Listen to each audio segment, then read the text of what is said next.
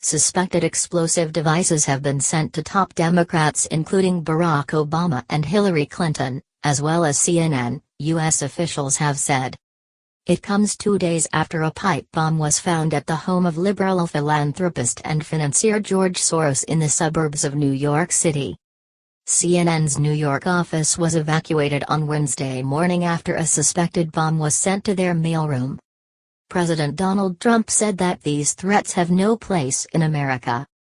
Speaking at the White House, Mr. Trump said that he has been briefed by the FBI and a major federal investigation is now underway. "The safety of the American people is my highest and absolute priority," he said. "In these times we just have to unify.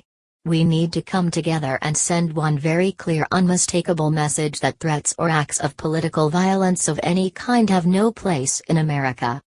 When asked about the pattern of these attempted attacks, during a news conference, New York Police Commissioner O'Neill said law enforcement is proactively contacting people to ensure other mailrooms follow proper protocol.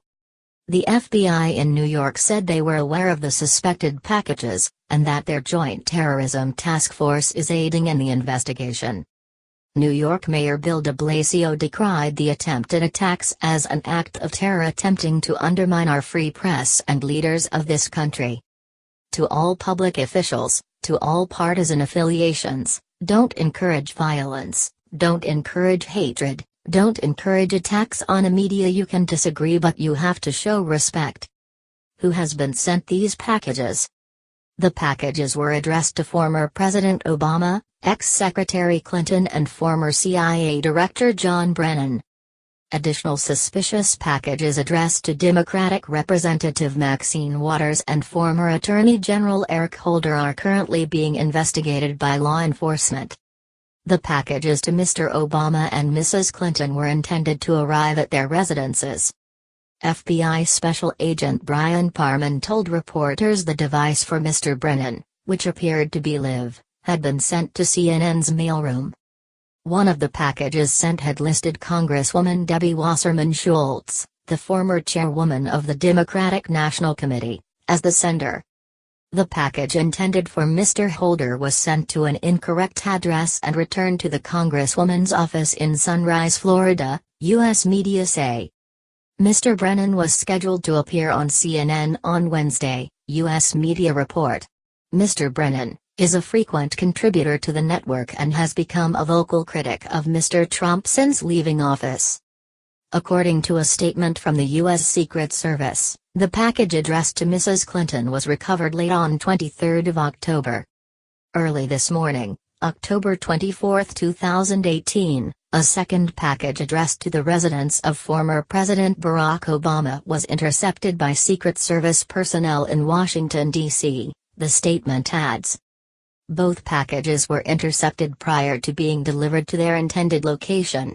The protectees did not receive the packages nor were they at risk of receiving them.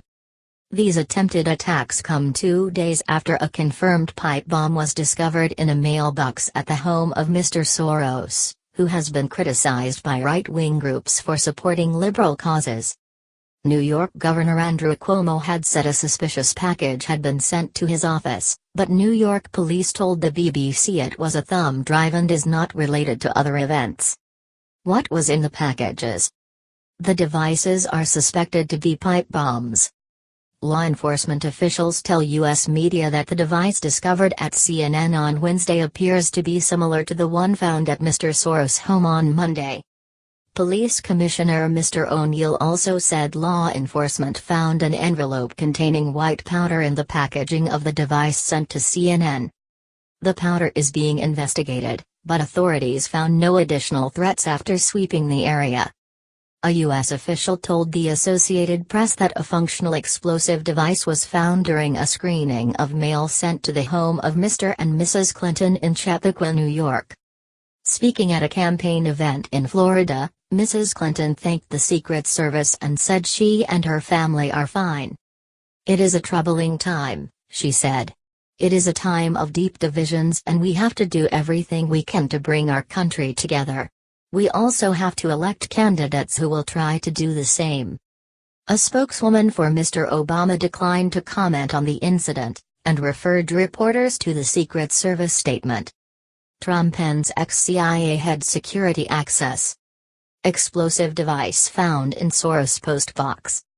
Who is billionaire financier George Soros? In a statement, Ms. Waters thanked law enforcement and said she unequivocally condemns any and all acts of violence and terror. What's the reaction? White House spokeswoman Sarah Sanders condemned the attempted violent attacks against the public figures. In a follow-up tweet, she added that the White House condemnation certainly includes threats made to CNN as well as current or former public servants. But CNN Worldwide President Jeff Zucker criticized the President and Mrs. Sanders in a statement on Wednesday afternoon.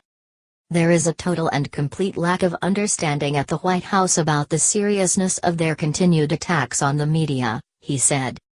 The President, and especially the White House press secretary, should understand their words matter. Thus far they have shown no comprehension of that. The President has repeatedly called journalists the enemy of the people. In a joint statement, top Democrats Nancy Pelosi and Chuck Schumer also said the President's words ring hollow until he reverses his statements that condone acts of violence. The U.S. President's eldest son, Donald Trump Jr., who received a suspicious package at his New York home earlier this year, tweeted, "As someone whose family has directly been the victim of these mail threats, I condemn whoever did this, regardless of party or ideology." His sister, Ivanka Trump, also condemned the acts of violence, while First Lady Melania Trump called them cowardly, adding, "I strongly condemn all that choose violence."